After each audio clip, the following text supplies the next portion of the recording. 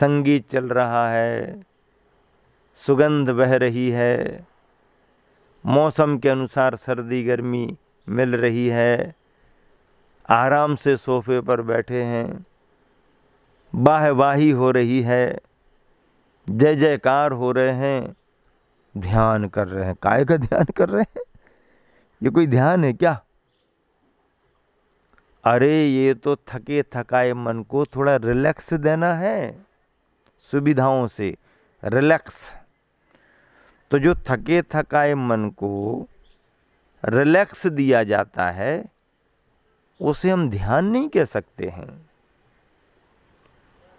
वो तो सुविधाओं में मन लग गया, और जरा भी सुविधाएं यहां वहां हो जाएं, छिन्न भिन्न हो जाए, तो तुम्हारा ध्यान कहाँ चला जाएगा कुछ पता नहीं। इसका मतलब है तुम्हारा ध्यान सुविधाओं में लगा है, आत्मा में नहीं लगा। आत्म ध्यान की स्थिति अलग है। ऐसा आत्म ध्यान योगी और साधकों को होता है। उनको भवन और वन सब बराबर हो जाते हैं, और भवनों की सुविधाएं छोड़ करके निर्जन वनों में चले जाते हैं, जहां कोई राग रंग का वातावरण नहीं है, जहां कोई भौतिकता का वातावरण नहीं है, जहां पर परिसय और उपसर्ग आ सकते हैं, आने की संभावना है, डांस मच्छरों से व्याप्त वातावरण है, जीव जंतु जंगलों में विचरण करते रहते हैं। ऐसे निर्जन वनों में, एकांत स्थानों में, गिरी गुफाओं में, वृक्षों के कोटरों में, बारिश के समय वृक्ष के नीचे ध्यान करेंगे तो सीधा पानी की धार पड़ जाए तो वो सहन हो जाती है, पर पेड़ों से टप टप धीरे धीरे आती है, फिर आ गई, फिर आ गई, फिर आ गई, उसकी अलग प्रतिकूलता होती है। और जरा सी हवा चले तो झरझर झरझर पानी झर गया, और ही हो जाता है, फिर रुक जाता है। तो वृक्ष के नीचे वर्षा काल में, ग्रीष्म काल में पर्वतों के ऊपर चले जाओ, धूप में चले जाओ, उष्णता बढ़ रही है और उष्णता में और ध्यान करने लगो। ये आतापन योग माना जाता है। ग्रीष्म काल का योग आतापन योग होता है। वर्षा शीतकाल का समय आ गया, अब शीतकाल का समय है तो खुले मैदान में जाकर के बैठ जाओ, खड़े होकर के सामयिक करने लगो, नदी के किनारे, समुद्र सरोवर के किनारे बैठ जाओ, ठंडी लहर आए, ठंडी हवा आए। गुरुवर आचार्य श्री को देखा, कुंडलपुर के बड़े बाबा विराजमान हो रहे थे, गुरुवर की बड़ी साधना चल रही थी, बड़ी एकाग्रता से चल रही थी, लक्ष्य को लेकर के साधना चल रही थी। ऐसे समय में गुरुवर सिद्ध क्षेत्र कुंडलपुर में ठंड के समय में, जब लोग कमरों में भी ओढ़ने के बाद कांप रहे, कुंडलपुर में गर्मी भी खूब पड़ती है और कुंडलपुर में सर्दी भी खूब पड़ती है। तो जिस समय सर्दी का प्रकोप बढ़ रहा था, दिसंबर जनवरी के माहों में साएं साएं करके हवाएं चलती थीं, और वर्धमान सागर पर से पानी की हवाएं ठंडी हो करके, पानी पर से हवाएं ठंडी होके आती थीं। उस समय आचार्य श्री ने कैसी साधना प्रारंभ कर दी? कमरे में नहीं, कमरे के बाहर बैठना शुरू कर दो, खुले में हवा आने दो। और सहन करते थे, बहुत बहुत सहन करते थे। कमेटी वाले परेशान, क्या करें। और जब जरा भी प्रबंध कर दें कि हवा ना आए, बाहर बैठे हैं तो बैठे रहने दो लेकिन हवा ना आए, तो गुरुदेव कुछ यदि वो करने लगे तो अगले दिन उनको संकेत, देखो जैसा चल रहा है चलने दो, आपने जरा भी कुछ यहाँ वहाँ का प्रबंध किया तो फिर और बाहर जाके बैठ जाएंगे तो कमेटी वाले भी ठंडे पड़ जाएं। ब्रह्मचारी अवस्था में जब मैं आया था सन 1980 में, तो 80 के चातुर्मास के बाद गुरुवर का लंबा विहार तो खजुराहो तक हो गया, खजुराहो से विहार कुंडलपुर का हो गया, कुंडलपुर में ठंड में पहाड़ पर ऊपर मंदिर में रात्रि विश्राम पूरा संघ करता था, और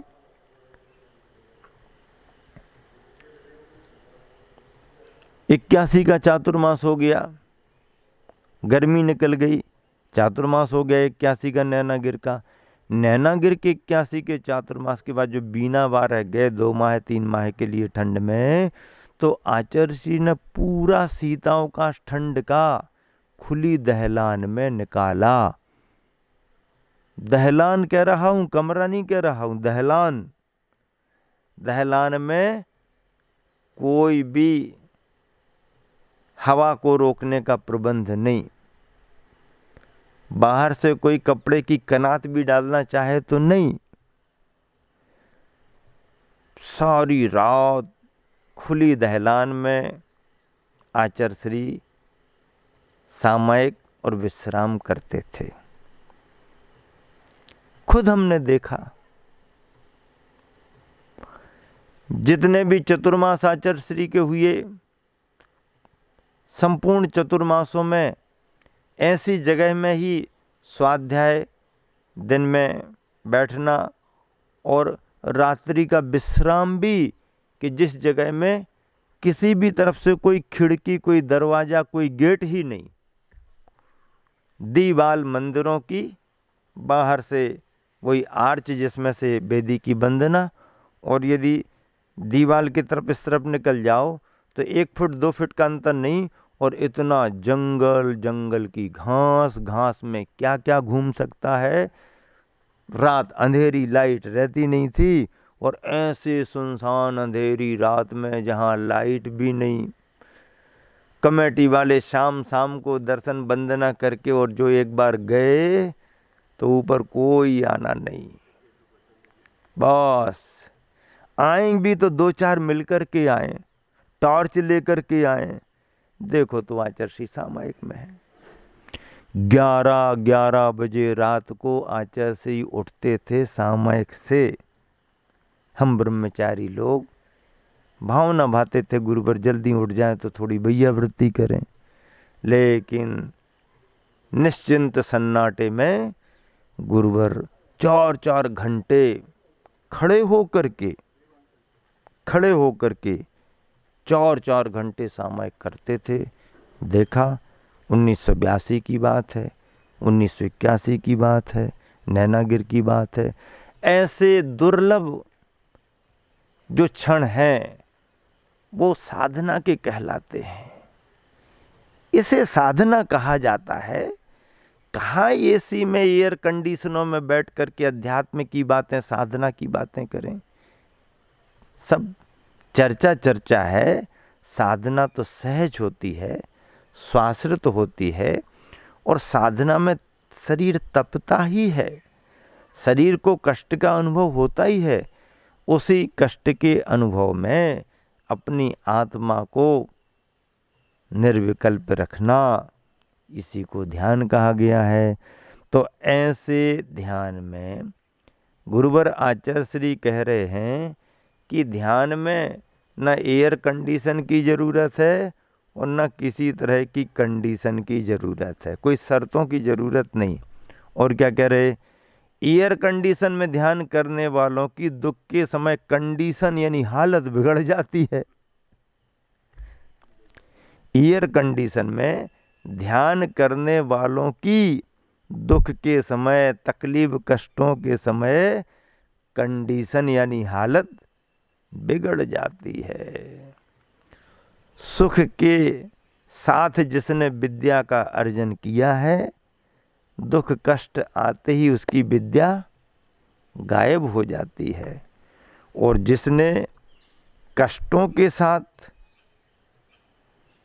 विद्या का अर्जन किया है, परिश्रम के साथ विद्या का अर्जन किया है, सुख सुविधाओं को छोड़ करके विद्या का अर्जन किया है, तो कष्ट आने पर भी उसकी विद्या उसके साथ बनी रहती है।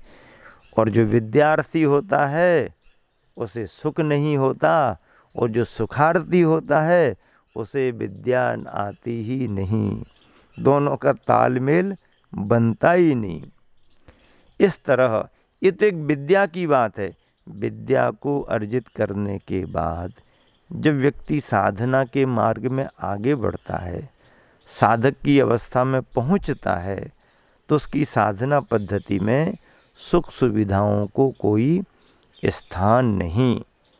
एयर कंडीशन और किसी तरह की शर्त कंडीशन की वहाँ पर कोई ज़रूरत नहीं। सहज शांत भाव से जो परिस्थिति है, जैसा समय है, जो है उसको शांत भाव समता भाव से अपने जीवन में स्वीकार करना और परिणामों की संभाल करना, यही साधना की पद्धति श्रेष्ठतम मानी गई है। और ऐसी साधना पद्धति में ढले हुए साधक अपने तप के माध्यम से निर्जरा करते हैं। तपसा निर्जराच, तप के माध्यम से निर्जरा होती है, और निर्जरा मोक्ष तत्व में कारण बनती है। निर्जरा जो अभिपाक निर्जरा, उदीर्णा करा करा के निर्जरा होती है। सभी पाक से मोक्ष नहीं मिलता। अभिपाक टाइम पर फल पक गया है तो कीमत ज़्यादा नहीं मिलेगी। समय के पहले तोड़ के फल को पका के बाजार में रखो तो उसकी कीमत ज़्यादा होती है। कर्म समय पर उदय में आया, फल दे के चला गया, उससे काम नहीं चलेगा। कर्म उदय में नहीं आ रहा और उसको उदीर्णा करा करा के उदय में ला करके और पछाड़ पछाड़ करके जो उसे हटाया जाए, निकाला जाए, वह अभिपाक निर्जरा है।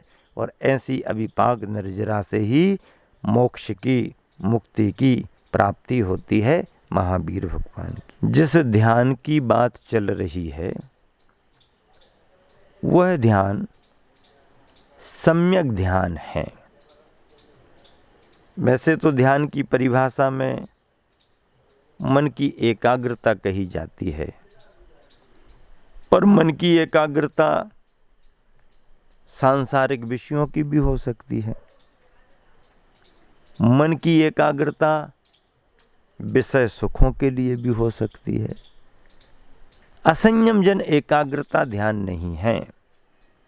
जहाँ पर आरंभ परिग्रह का त्याग हो गया है, जहाँ पर इंद्रिय विषयों पर नियंत्रण हो गया है, जहाँ पर विषय सुखों की कोई इच्छा वांछा नहीं है, ऐसे संयमी जन, साधक जन जब तत्व के प्रति, अपने आत्म तत्व के प्रति, अपने जीव द्रव्य के प्रति, जीव का स्वभाव क्या है, उसके गुण क्या हैं, उसकी पर्यायें क्या हैं, उसकी अवस्थाएं क्या हैं, इस तरह का विचार चिंतन करते हुए जब अपने ध्येय के प्रति, सम्यक ध्येय के प्रति, अपने तत्व के प्रति, अपने प्रयोजनभूत शुद्ध तत्व के प्रति एकाग्र होता है, तो उसका नाम ध्यान माना गया है। और यही ध्यान मुक्ति का कारण बनता है। ऐसे ध्यान के बारे में गुरुवर कह रहे हैं कि जिस तरह रीढ़ को सीधा करना मात्र ध्यान नहीं है, जिस तरह रीढ़ यानी रीढ़ की हड्डी को सीधा करना मात्र ध्यान नहीं है, उसी तरह भीड़ जोड़ना मात्र भी ज्ञान नहीं है। ज्ञान और ध्यान में अंतर किया जा रहा।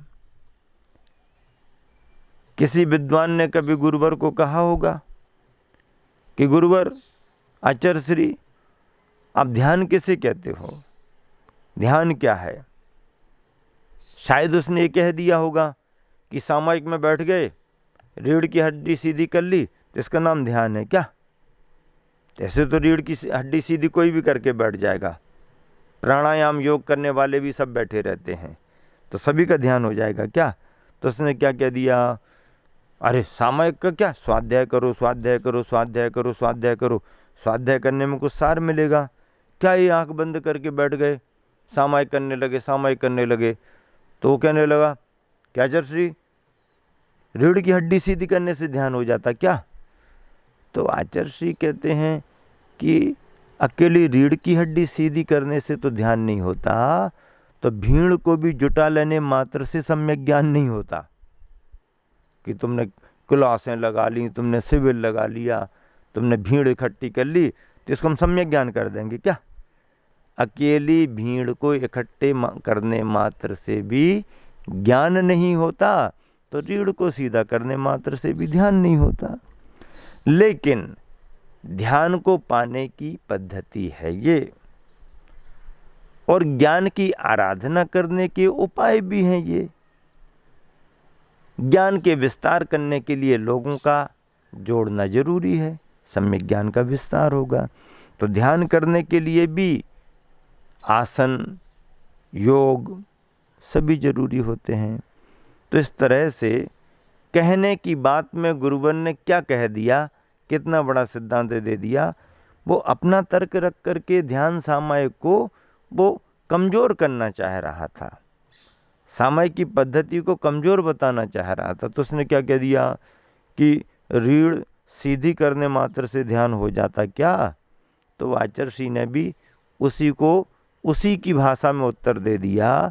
तो फिर क्या अकेले भीड़ इकट्ठी करने मात्र से ज्ञान हो जाता क्या? नहीं, ज्ञान के लिए भी कुछ अनिवार्यताएं हैं। ध्यान एक ऐसा प्रयोग है जिससे यह संसारी प्राणी भी ऊर्ध्वगमन कर जाता है। ध्यान भी एक ऐसा प्रयोग है, प्रैक्टिकल है। प्रैक्टिकल क्या? ध्यान एक ऐसा प्रयोग है जिससे यह संसारी प्राणी भी ऊर्ध्वगमन कर जाता है। आप यदि ध्यान करना शुरू करोगे और ध्यान की आपको दक्षता आ जाएगी, तो ध्यान की सिद्धि होते ही आपका ऊर्ध्वगमन होगा। ऊर्ध्वगमन तो होता ही होता है।